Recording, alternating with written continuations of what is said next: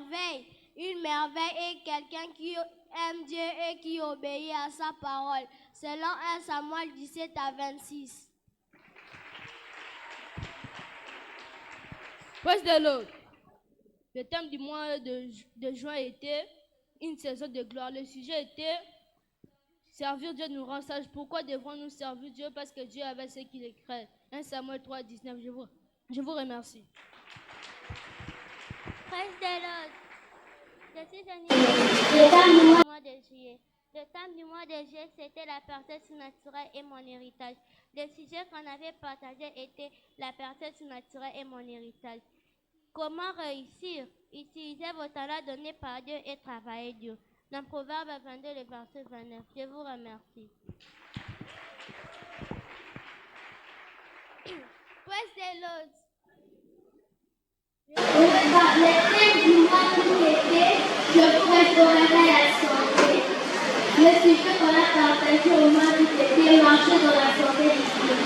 Qu'est-ce que la santé divine? La santé divine est spirituelle pour le défi de la maladie, selon Luc 13, 10 à 11. Merci.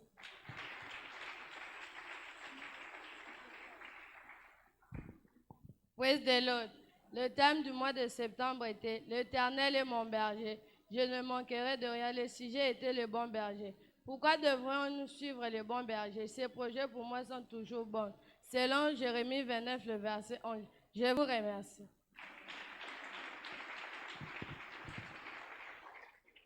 Praise the Lord. Le thème du mois d'octobre, c'était je ne vous laisserai pas sans secours. Le sujet, c'était le Saint-Esprit. Qui est le Saint-Esprit? Le Saint-Esprit est notre guide. Nous allons le tirer dans Luc 4, 1. Je vous remercie. Praise the Lord. Le thème du mois de novembre, c'était la louange facilite l'accomplissement de la prophétie. Le sujet, c'était je gagne avec la louange. Pourquoi louer Dieu? Les bénédictions augmentent grâce à nos louanges. Selon Psaume 67, 6 à 7. Je vous remercie. Praise the Lord.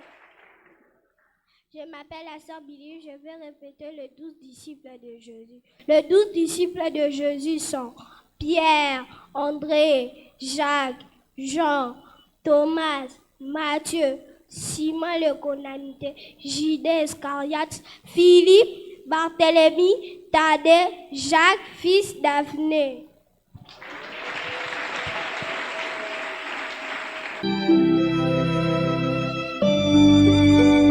Au 6e mois, l'ange de Gabriel fut envoyé de Dieu dans une ville de Galilée appelée Nazareth, auprès d'une vierge fiancée à un homme de la maison de David nommé Joseph. Le nom de la vierge était Marie. L'ange entra chez elle et dit: Je te salue, toi à qui une grâce a été faite. Le Seigneur est avec toi, tu es bénie entre toutes les femmes. Troublée par cette parole, Marie se demandait ce que pouvait signifier une telle salutation. L'ange lui dit: N'aie pas peur, Marie, car tu as trouvé grâce aux yeux de Dieu. Voici que tu seras enceinte. Tu mettras au monde un fils et tu lui donneras le nom de Jésus.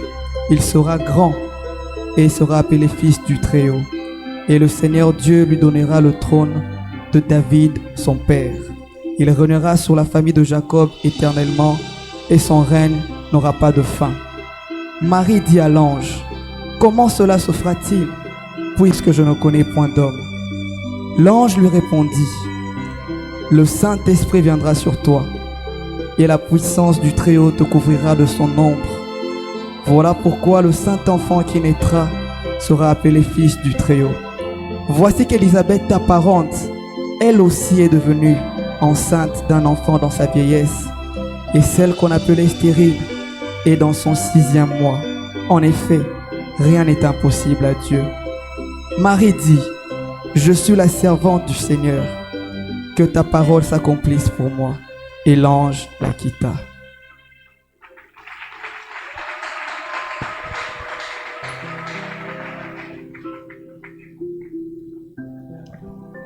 Marie était fiancée à un homme, Joseph. Et avant qu'ils eussent habité ensemble, Marie était enceinte grâce au Saint-Esprit. Joseph, son fiancé, était un homme juste. Il ne voulait pas la renvoyer en public. Il se décida de la renvoyer en secret. Au moment où il y pensait, voici l'ange du Seigneur se montra devant lui et lui dit: N'aie pas peur, Joseph, de prendre chez toi Marie ta femme, car l'enfant qui est dans son ventre vient du Saint-Esprit. Elle enfantera un fils et toi, tu l'appelleras Jésus. En effet, c'est lui qui sauvera son peuple de ses péchés.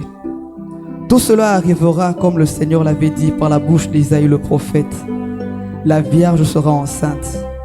Elle mettra au monde un fils. On l'appellera Emmanuel, ce qui signifie Dieu est avec nous. Quand Joseph l'eut compris, il prit avec lui Marie.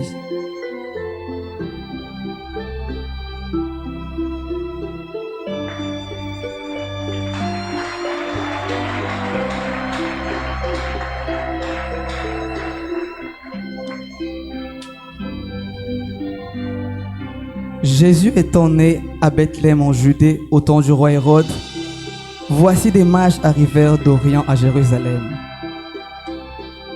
et dirent: Où est le roi des Juifs qui vient de naître? Car nous avons vu son étoile et nous sommes venus d'Orient pour l'adorer. Le roi Hérode, l'ayant appris, fut troublé. Il assembla les principaux sacrificateurs et les scribes du peuple. Et il s'informa auprès d'eux d'où devait naître le Christ. Ils lui dirent: À Bethléem, en Judée. Puis il envoya les mages à Bethléem en disant: Allez, prenez des informations exactes sur le petit enfant. Et quand vous l'aurez, venez me le dire, afin que j'aille, moi aussi, l'adorer. Puis ils arrivèrent et entrèrent dans la maison.